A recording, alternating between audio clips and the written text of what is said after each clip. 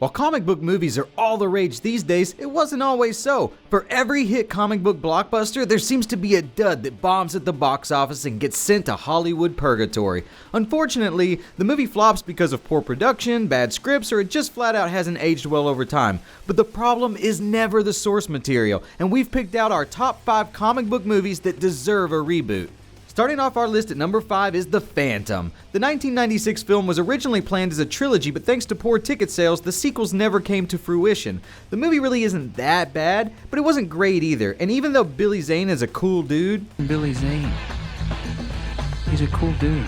He's way better as a villain. Still, The Phantom is a cool concept, and the original comic strip inspired many of the elements that make Batman great, so the character definitely deserves a reboot. And number 4 is Jonah Hex. The original 2010 film is a mess with a Rotten Tomatoes score of 12%, but in no way, shape, or form is it Jonah Hex's fault. The disfigured gunslinger is one of the best anti-hero properties from DC and needs a reboot. And our third spot is The League of Extraordinary Gentlemen.